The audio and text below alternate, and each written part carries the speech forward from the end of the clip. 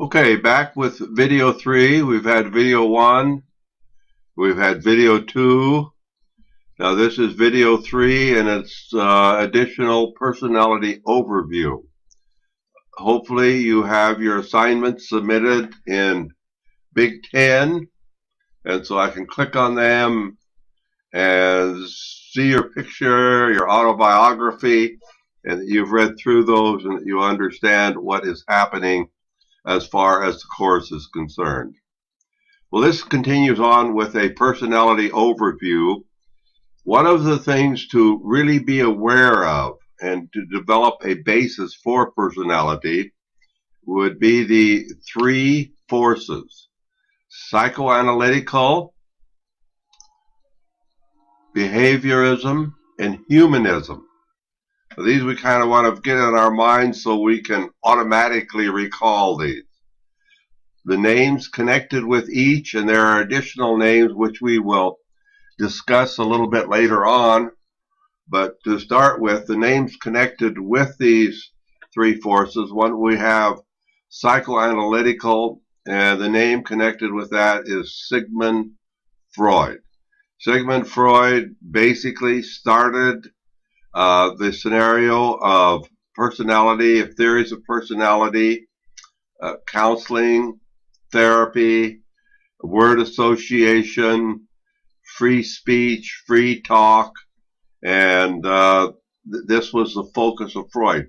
Now, what Freud focused on was the unconscious, meaning this, that as we develop in the environment, there are elements within the environment that influence our unconscious.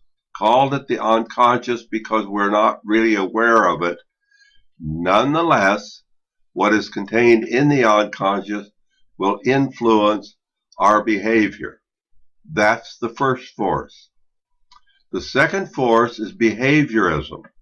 Names associated with this is Ivan Pavlov, John Watson, John B. Watson, and B.F. Skinner.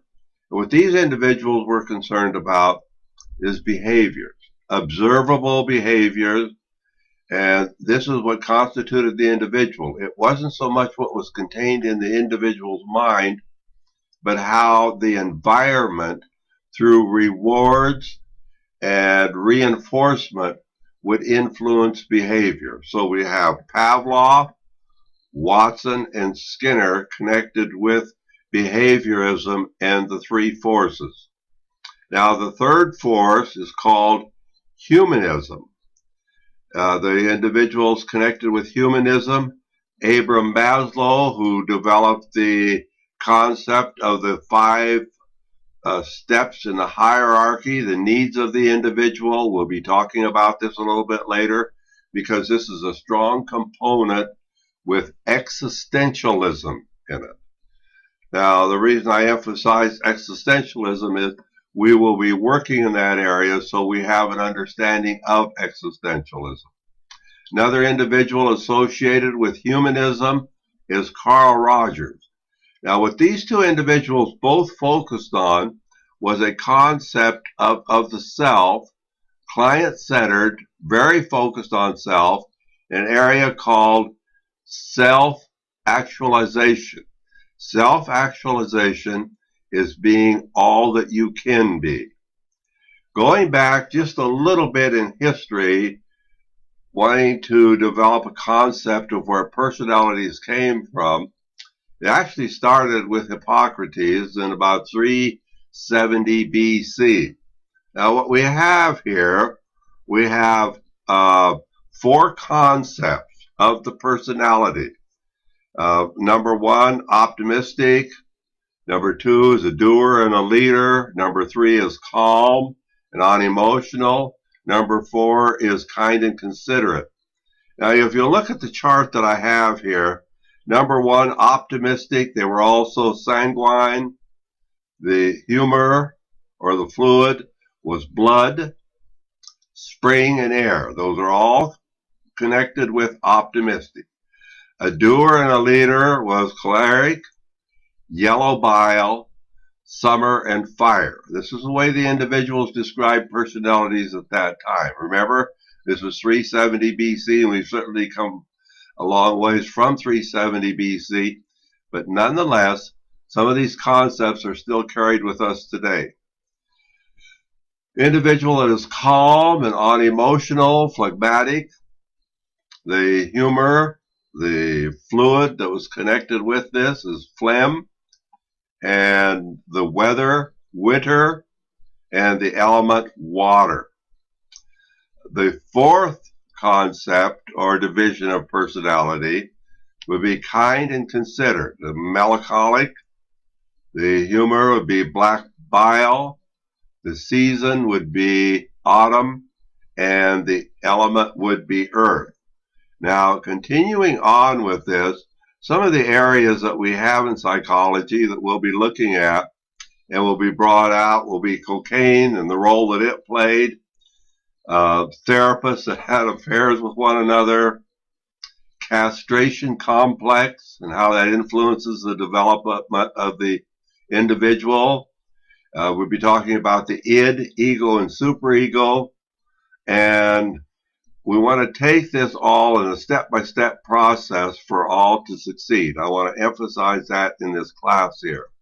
Now, what Freud stated was prior experiences, experiences that an individual developed that affected them and was placed in the what? In the unconscious. Now, we'll be talking about that when we get to the chapter on Freud, which will be chapter 2.